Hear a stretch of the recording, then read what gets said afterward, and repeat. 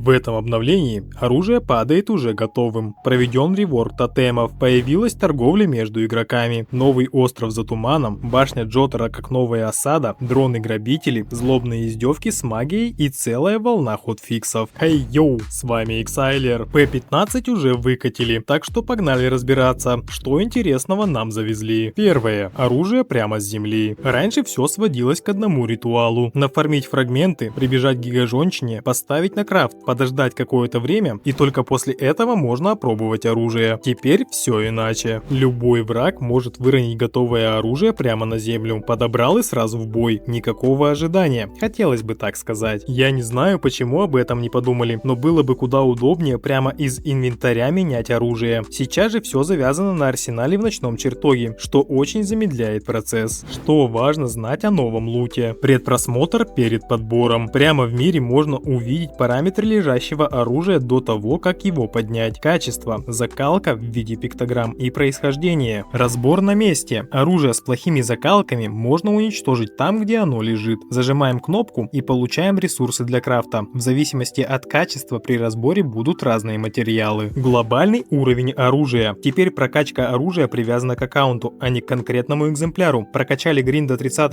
уровня, любой новый экземпляр грина, который подберем, также будет 30-го. Заново качать не придется. Однозвездочное и двухзвездочное оружие падают готовым, а вот трехзвездочные, например Гаттанан, по-прежнему крафтятся из фрагментов через кузню. Происхождение оружия определяется противниками и местом фарма. Оружие Оды от воинов Оды, дендритное подземелье, кассит от призрачных пиратов на новом острове и так далее. Разные происхождения содержат свои уникальные закалки. Их можно различать по таким рамкам на иконках. Что со старым оружием? Оружие, купленное за аркцы в магазине Зенита до P15, получило улучшение до благородного. Оружие основателей тоже стало благородным. Все остальное оружие стало обычным, но для него разослали аккордные камни хаоса, специальные одноразовые материалы, которые перебрасывают закалки и качество оружия, как если бы оно выпало в высокоуровневой зоне. По одному такому камню получили также за каждый ранг посланника. Мне заслали 39 штук через почту. Где лучше фармить высокое качество? В официальном патчноуте написано: в Коге шанс на высокое качество заметно выше. Враги там имеют базовый 50 уровень и масштабируются от размера группы. Второе. Качество и закалки. Каждое оружие теперь имеет два ключевых параметра. Качество определяет силу оружия и максимальное количество закалок. Вот таблица уровней от низшего к высшему. Обычная от 0 до единицы закалок, а легендарная от 5 до 8 закалок. Закалки — это уникальные эффекты на оружии, рандомные, но влияющие на стиль игры. Вот таблица автоперевода закалок. Тут в основном нужно запоминать картинку и эффект, так как при подборе видно только пиктограммы. При обновлениях свойства закалок могут меняться, поэтому еще приложу ссылку на сайт с их списком. Некоторые закалки выпадают с двойным усилением, обозначаются звездочкой и блеском вокруг иконки. Эффект такой закалки в 2 раза мощнее обычного. Третье. Прокачка оружия, аккордные камни и лампериты. Понравилось оружие? Тогда идем к гигажончине на новую вкладку Refine и улучшаем. Для улучшения понадобятся аккордные камни. Их нужно крафтить в разделе Каст. Железный, латунный, стальной слитки крафтятся 40 минут. Лилтинг крафтится час. Мелодиус 5 часов. Рапсодик 9 часов. Это спорный момент. Некоторые считают таймер лишним барьером. И здесь у разработчиков есть еще над чем подумать. Кстати, только в 5-м хотфиксе для аккордных камней добавили отдельную вкладку в интерфейсе кузни. Для изготовления более мощных камней нужны лампериты 3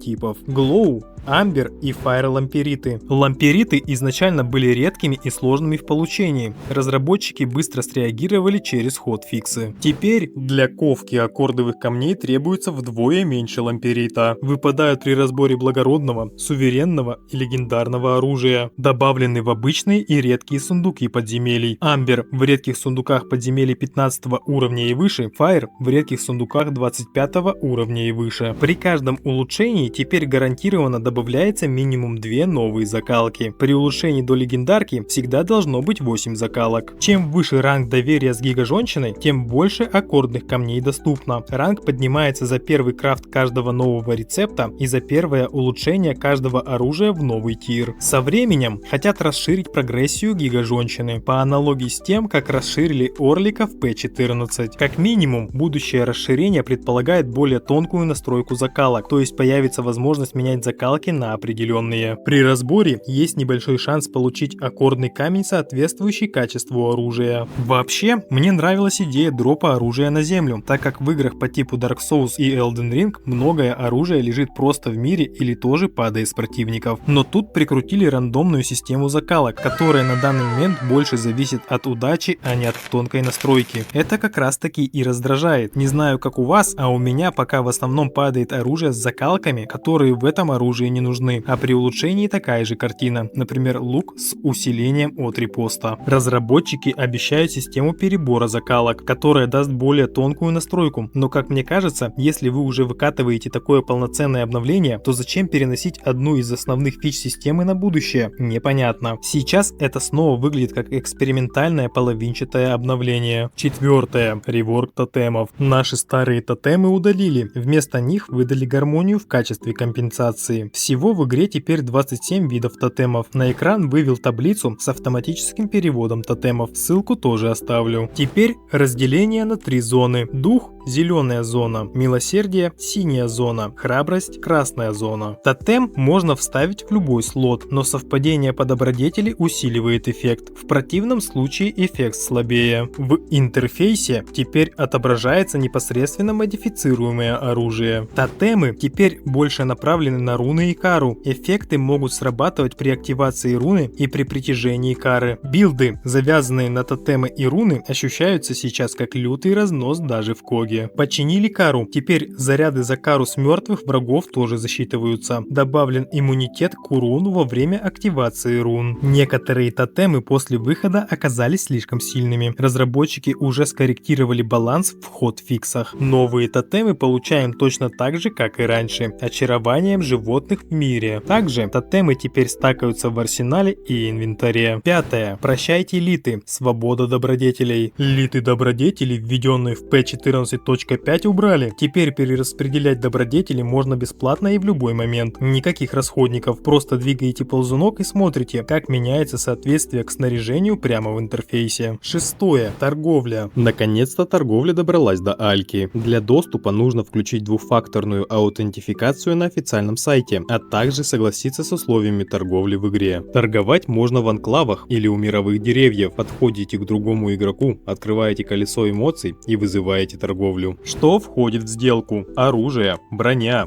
талисманы, связующие, руны, тотемы и ресурсы. Что пока не входит? Арксы, предметы основателей, уникальные предметы, которые есть только в одном экземпляре. Вроде есть дневной лимит сделок. Уровень посланника плюс 1 сделка. За сделки берется небольшая комиссия в драксах. Разработчики намеренно отключили торговлю арксами. На старте хотят убедиться в стабильности системы. По сути, система просто перенесена из варфика с минимальной адаптацией. Никакого аукциона, никакой удобной доски объявлений, только ручные сделки в реальном времени. И долгий поиск партнера. Банальное удобство, когда не нужно никого ждать, так и осталось за бортом. Седьмое. Новинки Мидрота. Появилась внутриигровая почта. Получаем сообщения прямо в игре. Текст от предков, подарки и ресурсы. Также добавили сортировку в инвентаре по имени, качеству и уровню. В правом углу стало видно, сколько слотов снаряжения доступно. Завезли разделение карты на регионы для более удобного ориентирования. Официально открыли старый новый остров Пигвенскэри. Основные противники тут призрачные пираты, кассиды. Также есть различные строения и маяк. А вот обещанного босса тут нет. В мире теперь можно стартануть в Ативы, выбив свиток из противника или найдя и прочитав книгу. Зенит теперь предлагает 4 оружия суверенного качества с фиксированными закалками. Ассортимент обновляется каждые 6 часов. Новая осада. Башня Джотара. Сторожевая башня, возведенная в правление клана Джотар, раньше служила в сети сигнальных огней и как школа для юных аристократов. Теперь захвачена Одой, которая установила там свой небесный фонарь. Осада достаточно компактная, так сказать, альтернатива затяжному Мерифуиру. Но это не единственное новшество в осадах. В П-15 все осады получили случайные события. Во время боя Ода может выдвинуть контрмеры, внезапные цели, которые появляются в конце боя. На самом деле, я думал, рандомизация осад будет куда выше. Зато теперь ранг осад работает нормально. Для ранга С достаточно полностью зачистить всех противников и пройти без смертей. 8. Бафы от предков и зверей предзнаменований. Система благословений из П-14.5 серьезно расширилась. Теперь у каждого предка и зверя есть уникальные дары. Общий пул плюс уникальные от каждого персонажа. Встречаем кого-то из персонажей в мире, взаимодействуем и нам предлагают дар. Примеры. Гигажонщина увеличивает шанс найти оружие лучшего качества. Арингал периодически прибегает и убивает за нас врагов. Гарен дает усиленный прыжок и так далее. Визуальные эффекты при встрече с предками и зверями обновили. 9. Враги. Добавлены массивные дроны Оды, которые шатаются по Мидрату с охраной. Они таскают различные предметы, вплоть до редких сундуков. Издевки стали хитрее и опаснее. Теперь кричат в нас дамажащими снарядами, своеобразная магия. Под ногами появляется зловонная гниль, наносящая урон снизу. Обновлены анимации атак, меньше хаотичного дергания. Обновлены звуки и визуальные эффекты. Но в первые дни после выхода некоторые издевки баговали и становились бессмертными из-за неправильных значений брони. Исправили во втором хотфиксе. Черви теперь встречаются вокруг загрязненных территорий. 10. Новое оружие. В П-15 добавили 3 новых оружия. Вейлк тип древковая. Требование 13 храбрости. Падает с наемников Оды. Ильвирак длинный клинок. Требование 12 храбрости. Падает также с Оды. Врушт тяжелое шипастое оружие. Требование 18 храбрости. Тоже с Оды. Имеет эпичный тяжелый удар с электрическим эффектом и разрядами. 11. Эликсиры и сложность. Эликсир жизни теперь лечит процент от максимального здоровья, а не фиксированное значение. После выпивания начинается восстановление ХП, прерывается при получении урона. Если выпить еще, процесс ускоряется. Один эликсир всегда восстановит полностью, если находиться вне боя. Теперь можно хранить вплоть до 7 эликсиров жизни. Сложность в режиме Кога повышена. Базовый урон врагов стал 50 поинтов, масштабируется с размером отряда. В Коге снижен дроп эликсиров и шанс притяжения кары. Проходящий урон при блокировании атак увеличен. 12. Технические улучшения. Дистанция прорисовки травы и листвы увеличена в 2 раза, при том же уровне производительности. Это реализовали через GPU инстансинг. Леса выглядят гуще и рисуются дальше. Тени деревьев теперь меньше нагружают процессор и видеокарту. 13. Планы на будущее. В будущем появится реролл закалок через кузню. Когда оружие дойдет до 30